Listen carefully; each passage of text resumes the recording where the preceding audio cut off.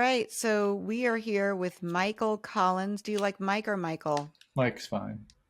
Mike Collins. Welcome to the show. We're really glad to have you. Pleasure to be here. It's an honor. Uh, and so tell me, Mike, because we're going to be talking about food and sugar today. What did you have for breakfast today? I haven't eaten yet. I don't normally eat breakfast. Wait, so it's 5 o'clock where we are. Yeah. It's also 5 o'clock where you are. Yes. So when's the last time you ate? About 5 o'clock yesterday. So it's been about 24 hours Yeah. since you've had anything to eat. Is that Right. typical for you? Pretty much. Yeah. And then, so is it one big blowout meal, like a Denny's Grand Slam? What Denny's was the wouldn't 5 o'clock meal? qualify, Yeah. but it's good size. It's good size. Yeah. Like, so what was that? What was that meal you had? I mostly eat seafood, meat, vegetables, and greens. A lot of greens. Okay. All right. So Tons that would of be a greens. typical 5 o'clock meal for you. And then Right. you wait until around the same time the following day to eat. Right. One of the Got beauties it. of it is I'm not hungry. I'm not even that hungry now. I don't really. One of the things that people don't realize is that these growling stomach, this need to eat immediately, is actually a sugar withdrawal symptom. We are going to get into that during the interview. So Okay. hold that And thought. sugar and flour, but go ahead. Okay.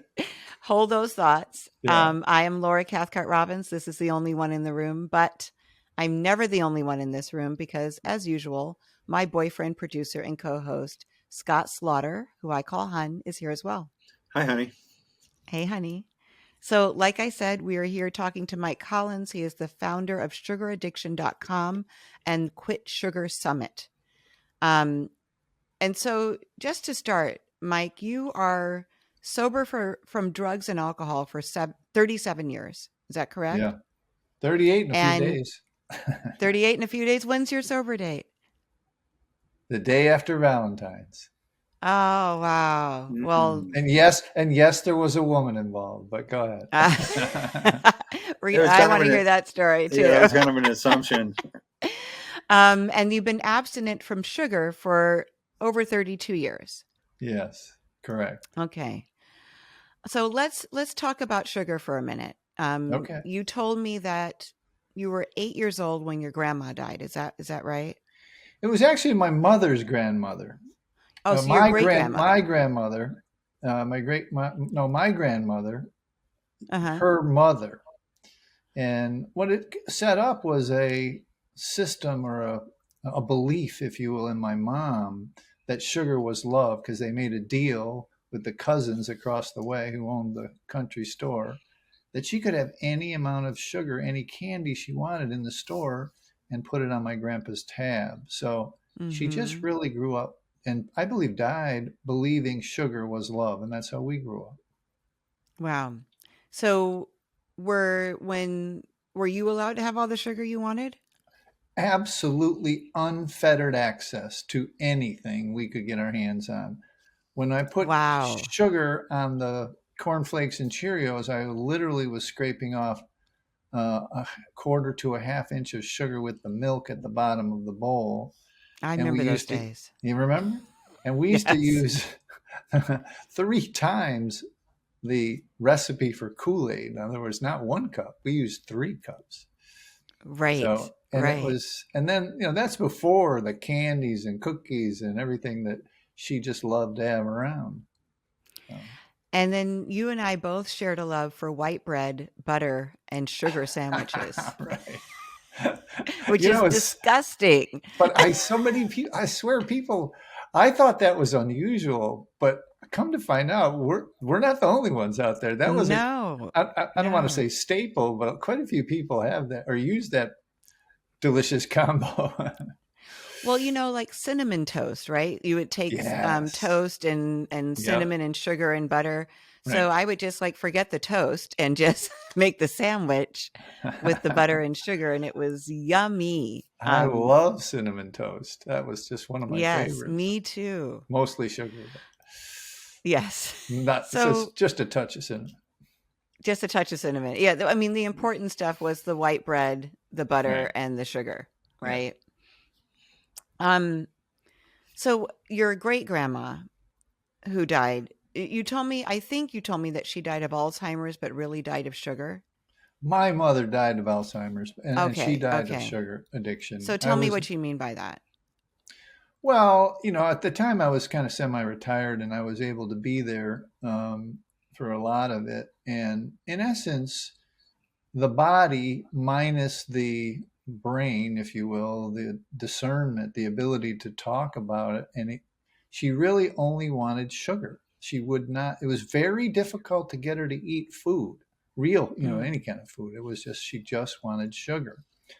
It was like the organism just wanted sugar. And it was yeah. really, and really her entire life, especially in her 70s and early 80s, she really just ate sugar. That's pretty Mm, much all she ate. And when I got to talking to her later, before that, she basically said that she gained 60 pounds. Now, this is on a 105-pound frame when she was pregnant with me and only ate sugar. So, it was a theme through her life that, sugar was a big part of it.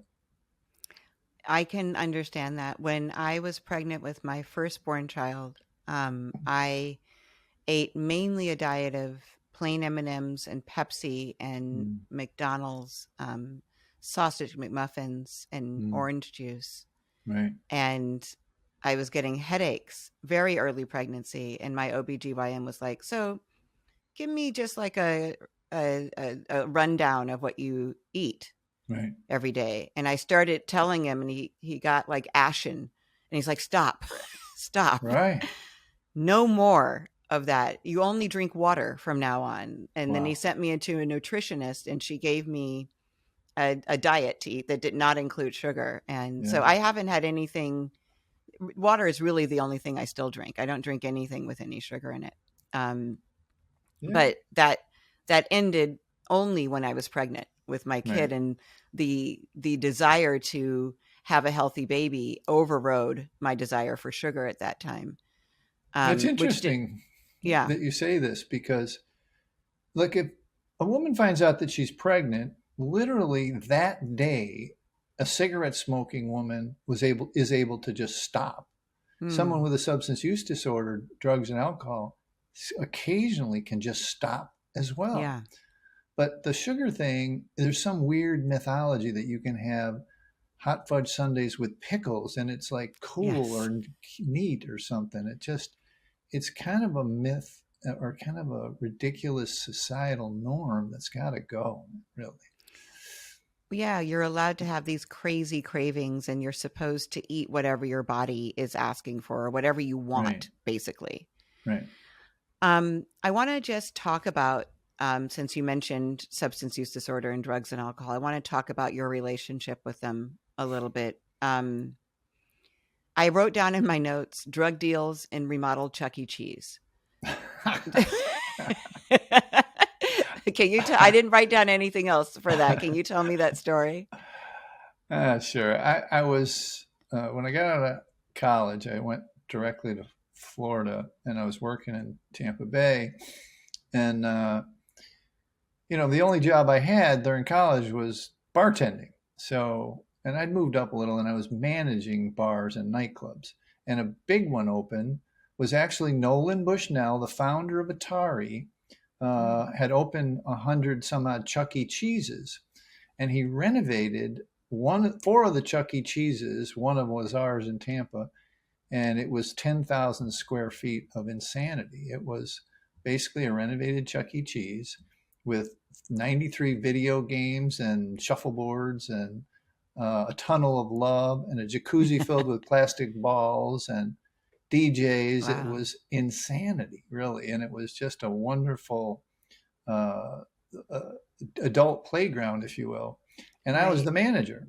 And the story I think I was telling you is that we had these booths with these thick velvet curtains that you could close, right? Yes. And they inside they had TV. This is back when it was that would be cool. They had televisions, a telephone, backgammon, everything inside of it. And the drug deals used to go down in those. So the cops literally told us to take the curtains down, Mm, and so then the drug deals had to happen in my office. And that's right. when my life was spiraled out of control, basically. So were you buying drugs, selling drugs? No, What no, was I was going just a on? middleman. You were just the I got a middleman. percentage for the office use. Got it. Got it. I want to talk about the personality change that happens with sugar, Yeah, with or without it. But I want to just first talk about where drugs and alcohol took you, like what your life looked like before you got sober. yeah, What was going on from, not abstinent from sugar, but sober from drugs and alcohol. yeah. I mean, um, it's almost like another lifetime. But um, I stopped drinking alcohol pretty early. I was 23. I'd crashed a car, got arrested, almost killed my friend, Mm, that kind of thing. And I stopped drinking between 23 and 28. I wet the bed. It was kind of a sad drinking story when I was younger. But I still continue to do smoke pot and do cocaine and whatever other drugs, speed, pills, that kind of stuff. And that's one of the reasons I got promoted so fast in the bar business after college is that I didn't drink. mm, So they thought that was miraculous because most right. folks drink when they work in bars, and especially the bartenders and waitresses and managers. So, Yes. I ended up in Florida at the nightclubs and stuff, and it was really the cocaine that brought me to my knees. But I was also smoking pot every day, all day. That was like Hmm. um, a staple. Wake up, and that was your wake up call, basically. But at Right. the end of the day, when I finally, I actually lost my job because I tried to go to another place, and that's when I got sober. Walked into a meeting and got sober. So yeah, it was. So you say that cocaine took you down. What does that mean? What did that look like? Well, I was like, I'm pretty thin to begin with, and I was really, really skinny, and my heart hurt all day, every day, Mm, um, and it was just not a good situation. You know what I mean? It was like, yeah.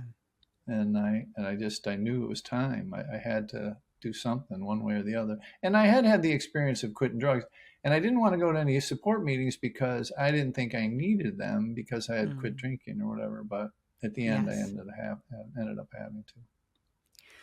So what, if any, was the difference in your personality change with sugar versus alcohol and drugs Well, or street drugs? yeah, personality wise,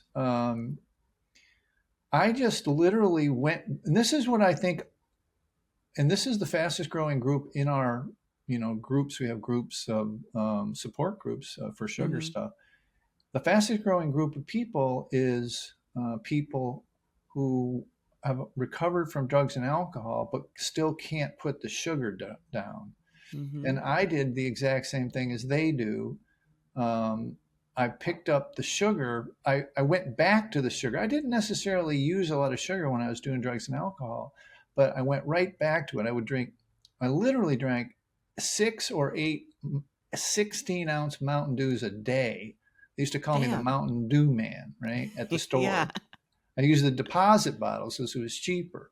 I'd go back in the morning, get my 8 pack or whatever, and I'm drinking these all day. And this is now back before energy drinks. This was the highest caffeinated beverage on the market, highest sugar beverage on the market at the time, Yeah. um, and plus all the cookies and everything else, and pasta and pizza. I literally didn't eat any real food. It was always sugar and flour based foods. And Hmm. I gained weight really fast for an athletic guy, thin guy, and like 20 pounds. And my face was all rosacea. Um, my gums were bleeding. Mm. It was the only thing I wanted to have when I quit drinking was not have the big red nose my grandfather had. You know what I mean? That's like, and you see it on an alcoholic, right? As you see the Yes. big red face and the big red nose. Well, the But broken that was capillaries, in the right? broken capillaries, and Yeah. that is exactly what happened, like with just sugar, with just that diet. And Yeah. so, and I started to recognize my need for it when I would try and quit Mountain Dews. I went to Diet Pepsi or something. I was like switching around trying to stop. I couldn't stop. You know what I mean? It was like anxiety, headaches, the whole thing would set in. Yeah. And so it modeled drug addiction. Sure. And I have a very dear friend who, for years, like I had to keep Diet Coke at my house Right. because if she came and I didn't have it, she left to Yeah. go get it at the store. Like it was a must have for her. Yeah. And it was like one of those things that she would have gone to whatever lengths, whatever neighborhood, you know, had Right. Diet She would Coke. have She gone would have into put any herself neighborhood. in danger Yeah. rather for a Yeah. Diet Coke. You also had mentioned before that it also gave you acne, which Yeah. Oh, yeah. I had adult yeah. acne, like bad, Mm-hmm. you know. Yeah. And here I am, almost 30 years old, and I got adult acne really bad. Right. And so like you put down drugs and alcohol and yet here you are like experiencing rosacea and acne Right. and an addiction, right? Yeah. You're still in an addiction. It's just to something different. Right. And I didn't Um, have the rosacea or the acne before that. It right. came on from the It sugar, came from on that after diet. the Yeah. yeah. Sugar Blues is the 1975 book inspired by the crusade of Hollywood legend Gloria Swanson. It's a Mm. classic bestseller that unmasks our generation's greatest medical killer and shows how revitalizing a sugar-free diet can not only change lives but quite possibly save them. That's what it Mm. says when I look up Sugar Blues. Love it. You read that book, yeah? Yes. Yes. And They then were what promoting it. happened? Well, I love the history lesson. I love the story of how England grew the greatest empire in the world. El Chapo had nothing on Great Britain, and they would go with empty boats to the west of Africa. They would go to the Caribbean and the Americas, pick up the rum and the sugar and the whole thing, and then go back to England, and he just grew literally an empire that took over the world. So that kind of hooked me in a little bit. But really, I started to understand what was going on with it, started to compare it. There was no real other information out there about this. And I just realized that this is an addiction. This is like something. And I didn't really have as deep an understanding that it was an addiction. It's just something. At the time, I was trying to get healthy, basically. I was trying Right. to, do to get better and work out and eat right and stuff. And I read that book. So, Really interesting. yeah. Um, so, I told you that I'm in recovery 14 years from alcohol and drugs. Um, Yay. thank you. Congratulations. Thank you. My experience is that not everybody who drinks or does a drug reacts the way I did to them. Right. Some people react what you might call normally to them, where it doesn't create a craving for them, where they don't obsess about it, where they don't seem to have the same reaction that I did. Do some people react normally to sugar? Well, at one point, I was the chairman of the Food Addiction Institute, which is a nonprofit that, basically trying to get the word out about food. They call it food addiction still, which I think is a misnomer, but that's another story. But the research of all the MDs and PhDs and people that have been working in the field breaks down like this. About a third of people are addicts. They're stone cold addicts. Biochemically, they cannot ingest this product. And about a third of people are what we call harmful users. Now, these folks are what I used to call push alcoholics, that somebody who really familially or with inherited genes, they're probably not an alcoholic, but they drink enough, they're going to be an alcoholic. Same thing with sugar. You eat enough sugar, you're going to end up. And with our food system, we have a lot of harmful users. And if you look at it, the obesity rate numbers follow these numbers. About a third are obese, about a third are overweight, which would be the harmful users. And about a third of people are like you're describing, and we hate them. No, just kidding. These are the people who can normally eat sugar drink half a Coke, leave half a cookie. That it's Mm-hmm. not an issue for them, right? So the Yeah. numbers are about a third, a third, and a third. There's a professor, social and health psychology at the University of Minnesota named Tracy Mann. Have you heard Okay, of her? I have not. Um, she says if your concern is that you will develop a physiological dependence on sugar, you needn't worry. That kind of addiction, like the one you might have to heroin, simply isn't going to happen. Despite anecdotal claims, neither tolerance nor withdrawal has been shown scientifically in humans with sugar or any other nutrient or food, with the possible exception of caffeine. And I thought that was really interesting. I was wondering what you might think of that She's statement. wrong. She's wrong. No, no, she's wrong. She is. Yeah. Okay, so tell me why. Well, first of all, while it's not in the DSM, which is the Diagnostic Statistical Manual of things that you can get insurance for psychological issues, yet, Yeah. um, we've been doing the Quit Sugar Summit for 10 events now, 7 years. Now we're doing 2 a year. And I've talked with over 400 of the world's experts on sugar and sugar addiction. And it is absolutely a biochemical addiction. Um, you can read Richard Johnson's Nature wants you to be fat.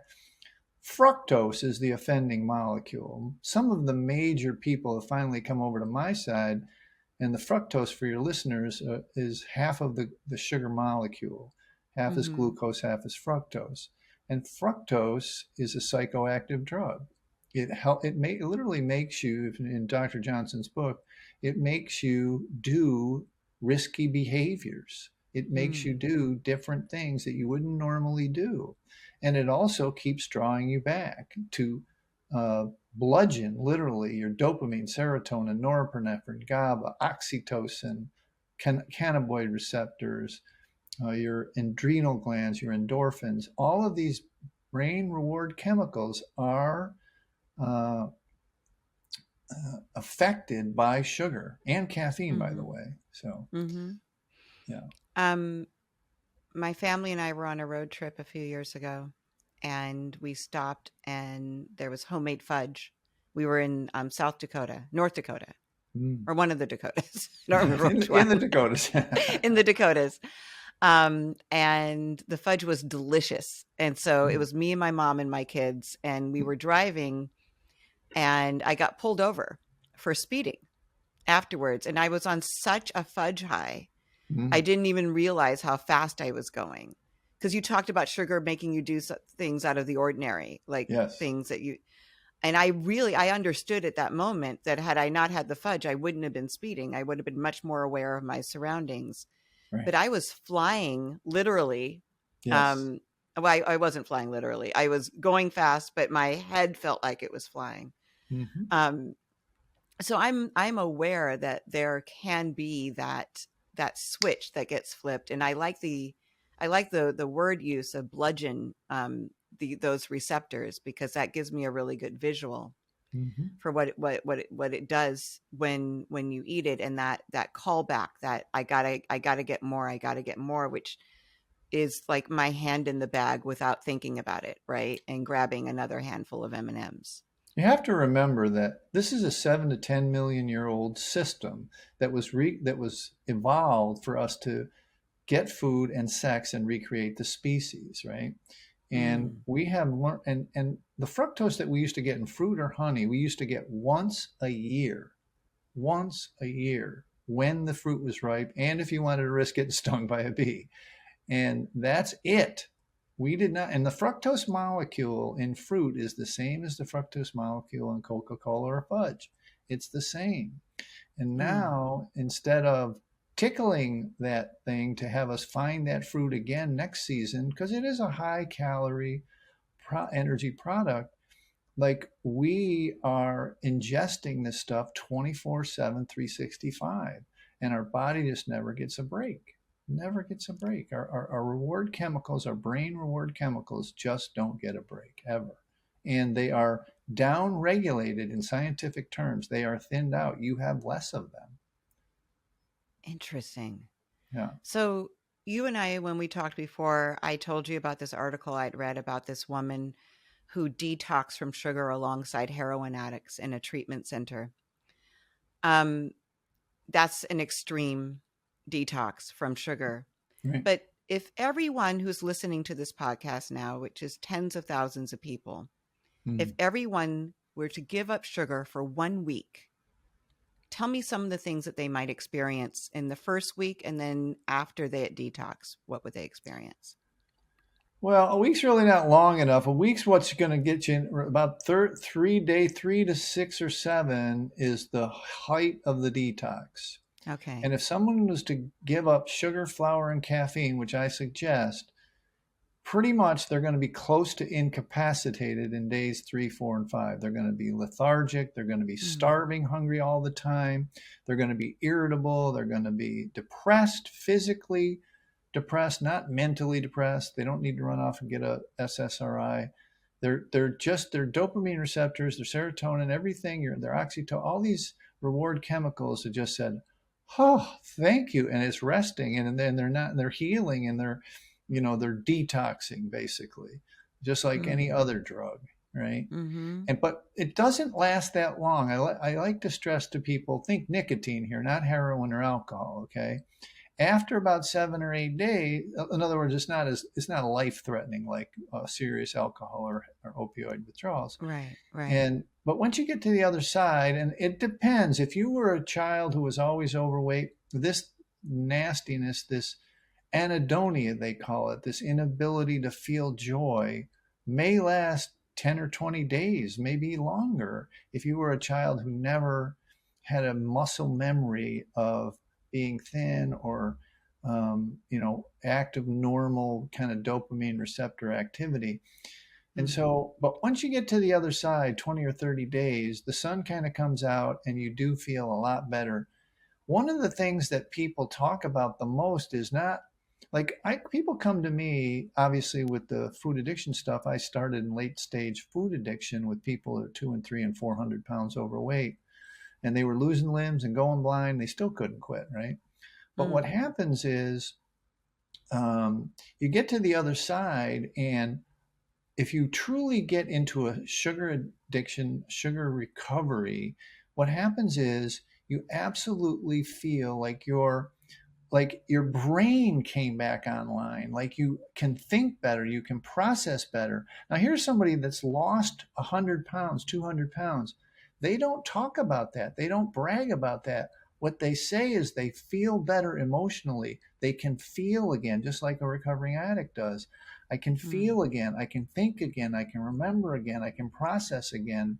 And it's this understanding of people who have made it to the other side, that this really originates in the brain. And then the science that we've uncovered in the last 3 to 5 years has proven that this is the case, that this is really like any addiction, a brain malady. It's a brain there's a great new book came out, Harvard professor Chris Palmer, called Brain Energy. And this is truly a metabolic disease of the brain, that we're Mm-hmm. pounding our dopamine, serotonin, norepinephrine, and manually manipulating it. And when we stop that, we feel better. And we can do all these other wonderful things that we can process better and we can remember better. Really interesting. Thank you for that. Because I think that people, I'll speak for myself. Yeah, I want to do anything to avoid discomfort. right. Whatever looks like it might You're be not alone. uncomfortable, You're not alone. I will go all the way around somewhere to avoid going through that discomfort.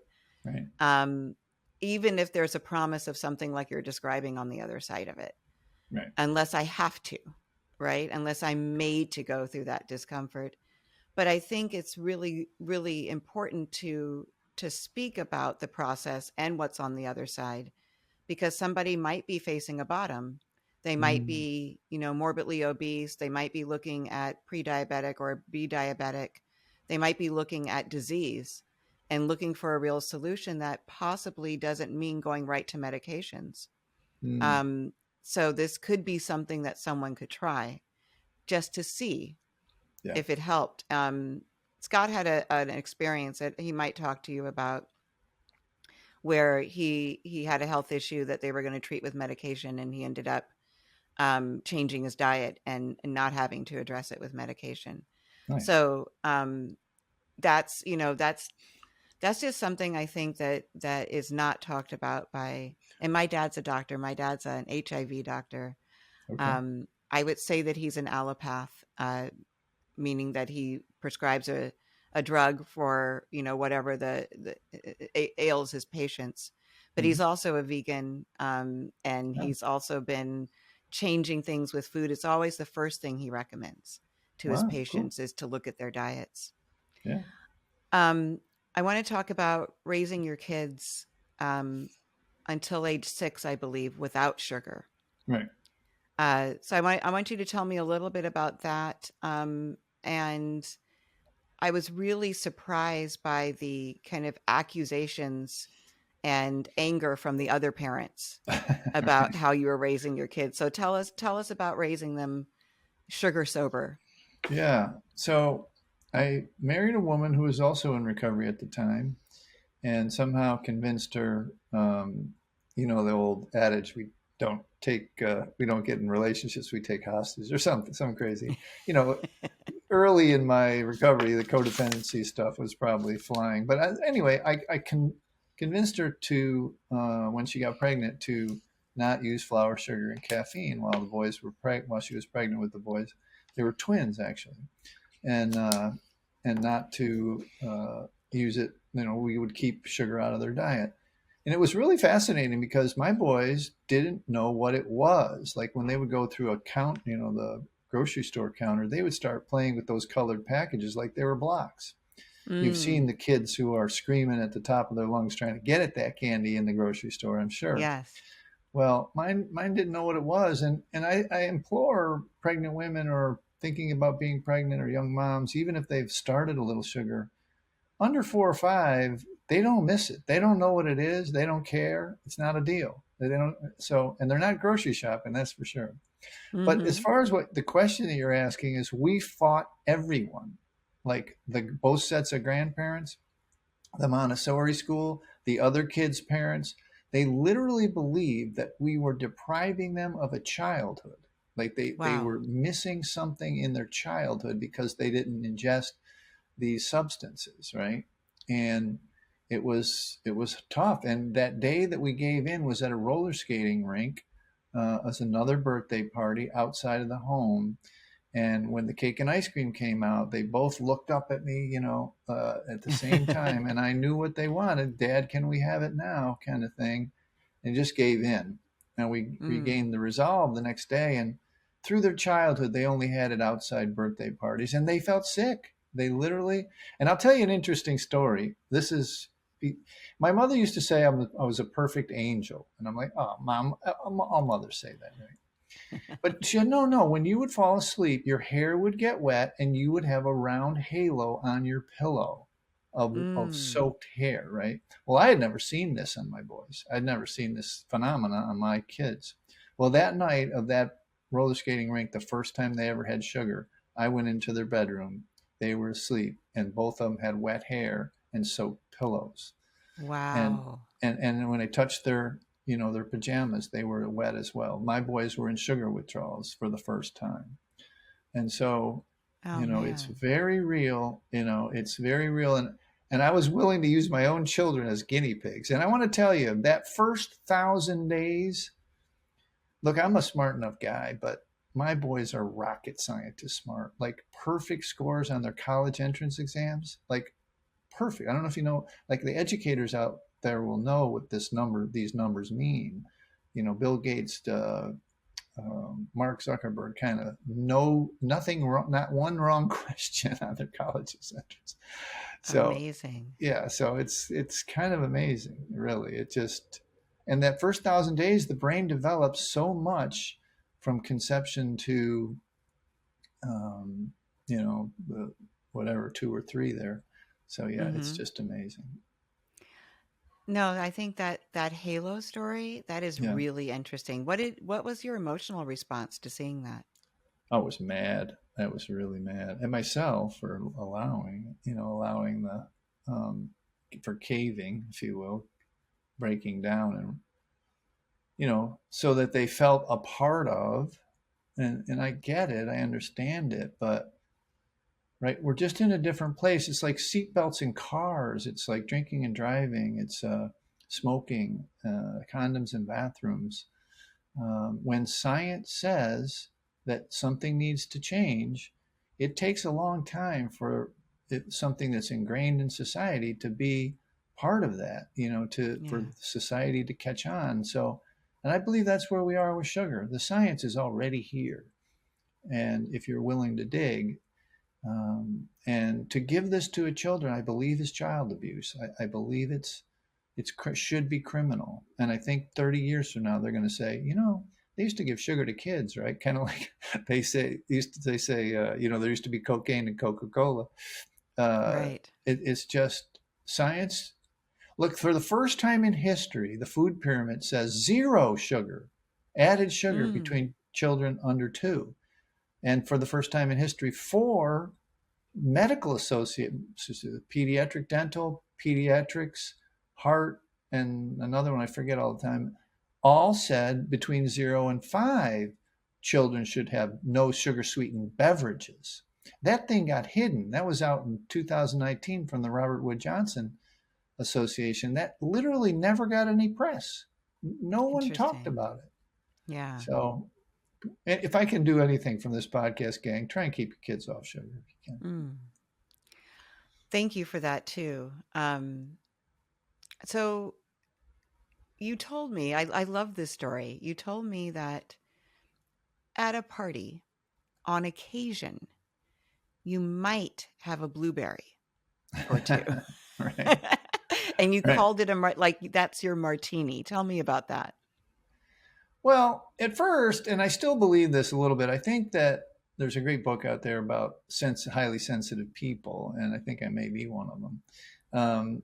And a lot of people are like that, I think. But as I said earlier, the fructose molecule is the exact same in that blueberry as it is in the Coca-Cola or the candy, right? The molecule doesn't change. And I keep asking this question of the experts to make sure I'm not misstating the science, right? Mm-hmm. But after years of no fructose, if I eat a handful of blueberries, I have a little bit of elevated self-esteem. I feel a little bit better. The lights are a little bit brighter, just like your 1 martini or your 2 martini, And in some, I'm a INFJ. I don't know if you know what that is, but it's like the lowest there's only 1% of us that are INFJs. That's the number one introvert, like, introversion and what have you. And I, in social situations, I don't care where they take me to the White House, I'm still going to be a little bit nervous or not Mm-hmm. comfortable. So I have a few little bit of the fruit plate, and it's like I said, I've had 1 beer or 1 martini. So Interesting. the drug works for me. You know what I mean? In Yeah. that way. But then if I eat it, like a lot of it, I literally crash later. I'm hungry later. I'm depressed later, and I have a little bit of a hangover. I swear to you. And this is not me anymore. This is hundreds of my successful students say the same thing. So, Really interesting. Does it also awaken a craving for you or no? 100%. I Yeah. want to keep right on going.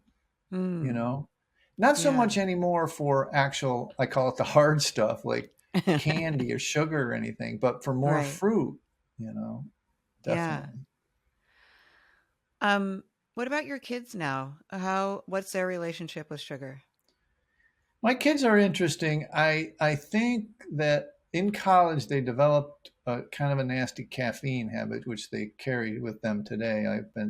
Stayed with one at one of their weddings the other time, and they had to get up in the morning and go get that coffee. They just had to. Mm. Mm-hmm. But here's the big difference. Coming from my family, both Yeah. sides of my family, I have never seen my children intoxicated. I've been to both of their weddings and they've never been drunk. Mm. I was at their college graduation. One of them lived with 5 different guys in a big house. all four of the other parents came in with a case of beer and they were not drinking. And I said, guys, what's going on? He goes, well, we know how you feel about Dad. And I said, but they still have never, like, they're not attracted. They can leave sugar alone. They can, like, have a half a cookie. They can, they've never had a weight issue. And like I said, I think that their brain was programmed to not use substances to manage their emotions, which I think is the most important part of our work. It's like Mm. we used, that if you started using drugs and alcohol at 14 or 15, you stopped growing emotion. This is a very common Yes. fact in treatment centers. This is what we start to learn when we go to a treatment center. But just imagine when you talk to someone who's actually recovered from sugar addiction or food addiction, that person talks about this recovery and that they learned as a child that if they were hurt, upset, scared, lonely, afraid, fearful, they used sugar to stop that. And they Mm-hmm. literally you need to relearn your emotional management systems in order to recover. And so my boys never really had to do that because they live their full range of emotions as children, right? And they didn't develop a need, a crutch, a go-to of sugar when they were hurt, scared, worried, you know, that Right. just didn't become, we call it dopamine, uh, an effort-based dopamine versus substance-based dopamine. Now, when I say dopamine, I mean the entire constellation of drug or brain reward chemicals. But Mm-hmm. instead of using effort, work, walking, running, yoga, a hug for dopamine, we have done it through substances. So we have to move people away from substance based dopamine to effort based dopamine, right? And my Interesting. boys never Yeah. developed that. They held their full range of emotions, and so now they're not that attracted to alcohol, even though theoretically from both sides of the family they should have alcohol or drug issues. Mm. That's really interesting. And I think it's what an amazing thing you did for them, keeping them off sugar for as long as you did, which could have given them that base from which they operate. Yeah, Maybe because that wasn't how they were shown love. right. I always tell this story about how our middle school principal gave us a speech as our kids were entering the school and said, "Don't ever come home and say I need a drink after Mm, a long day at work. Don't ever mm, come home and immediately pour a drink because you're right. teaching your kids that this is the solution for Mm, fatigue, for irritability, for right. just a bad day or or to celebrate." He's like, don't show them that. Show them, Yes, like you said, effort based. Give them, get a hug, go out for a walk, do these things that make us better, not just make us feel better. sure. Yeah, And yeah, and it sounds like you really did that for your children, and they're fortunate, yeah. I think. I mean, I didn't know I know in hindsight what happened, but I didn't know that at the time. I'll be honest. I mean, I just wanted them to Yeah. get to grow up healthy. Tell me in these last couple minutes about Quit Sugar Summit. Yeah, the Quit Sugar Summit, quitsugarsummit.com. You can go there and leave your email and get a notification. We have them twice a year. We've interviewed the biggest of the best, and everybody you can think of, and it's really helped me to clarify this message that you and I are talking about today. Is to talk with each one of these guys who've basically been researching, languishing in anonymity, and no one cared. They were in a research lab, and we pulled them out, and we paired them with people with a big internet presence, and got a lot of exposure to folks. We've had over 1 million people come to the summit, and Mm, it's really been for me a labor of love to get this information out to people. We actually have a Sugar Free Kids Summit coming up, so we're kind of expanding out a little bit. But It's really just a place where people can get the straight facts, not from me. It's interesting to listen to me on a podcast, maybe from my experience, but I could be called a nutcase. I could be called an extremist. I could be called and I am regularly. Um, so, but when they hear it from the mouths of these scientists who actually have peer-reviewed studies, it's a lot harder to deny the facts that I'm spouting here today. Mm-hmm. So Yeah.